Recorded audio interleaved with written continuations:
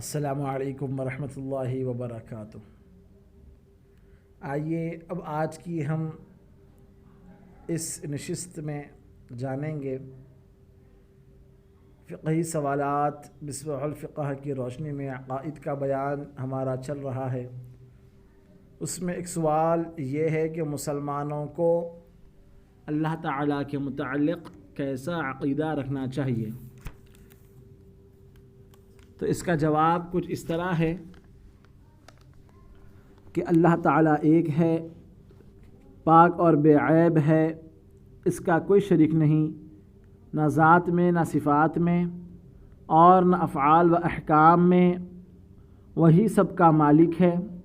اس نے زمین و آسمان، چاند، سورج، پھل اور پھول، نہریں، دریا، تالاب، سمندر، پہاڑ اور ساری کائنات کو اکیلے ہی پیدا فرمایا، اور اس کی ذات واجب الوجود ہے، ہمیشہ سے ہے اور ہمیشہ رہے گی۔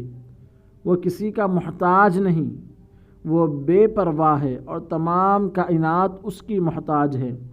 جیسے سورہ اخلاص میں ارشاد باری تعالی ہے، بسم اللہ الرحمن الرحیم، قل هو اللہ احد اللہ الصمد، یعنی اے محبوب صلی اللہ تعالیٰ علیہ وآلہ وسلم آپ فرما دیجئے کہ وہ اللہ ایک ہے اور وہ اللہ بے نیاز ہے، وہی عبادت کے لائق ہے، اس کے سوا اور کوئی عبادت کے لائق نہیں۔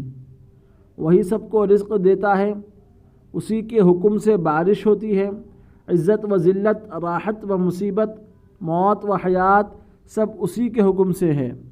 اس کا ہر کام حکمت ہے، چاہے بندوں کو سمجھ میں آئے یا نہ آئے۔ اس کی لازوال نعمتیں اور احسانات ہیں جن کا شمار کرنا محال ہے۔ وہ ہر ظاہر اور پوشیدہ چیز کو جانتا ہے، کوئی چیز اس کے علم سے باہر نہیں۔ وہ تمام رشتے ناطے کی ماں ہے، نہ باپ، نہ بیٹا، نہ بیٹی اور نہ بیوی۔ نہ وہ کھاتا ہے، نہ پیتا ہے، نہ سوتا ہے، نہ اونگھتا ہے۔ وہ زندہ ہے کہ اس کو کبھی موت نہیں۔ اس کی کوئی شکل و صورت ہے اور نہ ہی جسم، بلکہ اس کے تمام اعضاء کما یلیق لشانہ، یعنی اس کی شان کے مطابق ہے۔ وہ بے مثال ہے، اس کے لیے کسی قسم کا عیب ماننا کفر ہے۔ السلام علیکم ورحمۃ اللہ وبرکاتہ۔